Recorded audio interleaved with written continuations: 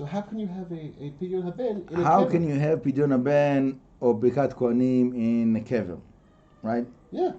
Good. I mean, this is a kever that's not a kever. Okay, so first of all,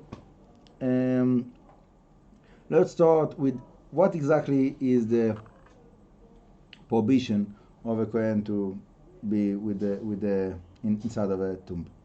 So obviously, with like all those thousands of years that this world existed, with all of the wars and so on and so forth, so there is many like dead bodies that are buried all over the world, and like we're stepping on the leftovers of them all along, Without ever knowing. And we don't know about it, and we're not bothered by that. That's part of our life. And some maybe Jews. Okay.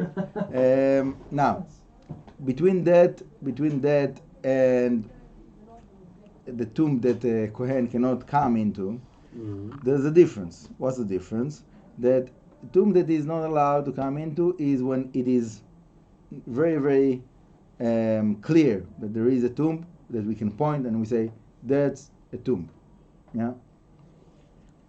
So, for example, here, or there is other tombs. Yeah. So we have a tradition that there is a tomb, but we cannot point on a certain place and say here is the tomb. Right. In this case, so in David's tomb, so there's a whole complex that is built on what they said that was opening of a cave that was leading to the tombs, but no one knows where exactly is the tombs. Like, so that was the beginning of the tunnel, but we don't know where it was leading to, and then it got all like closed. So basically, we have the complex, and we don't know like much more than that. So that's become to be like a doubt, like any house anywhere around the world, that maybe there is a tomb under it, very possible, but doesn't make it will be forbidden. Now, another point that many people are referring to the tombs of tzaddikim as if it's not tombs, right? What's the reason? Because it says in Chazal, tzaddikim emitam kurim chaim. Righteous people, when they passed away, they are still alive. Okay? There is a problem there, because like the whole concept of Tumat Met, of Pesach Sheni, is coming from the people that were carrying Yosef HaTzadik. So, who is more of a tzaddik than Yosef HaTzadik? And still, the people that they carried him, they were impurity of that. So there is impurity of that, even for someone that was a righteous. Hundreds of years, like right. Yeah. So that's that's not the definition. Okay. There is another point that is a little bit complex to explain. The whole spiritual mechanic, I call it, of the impurity of tombs.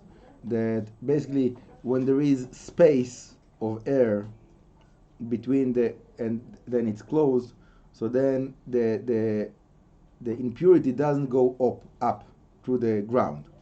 Okay, so in this way they made tombs in the old times of David HaMelech.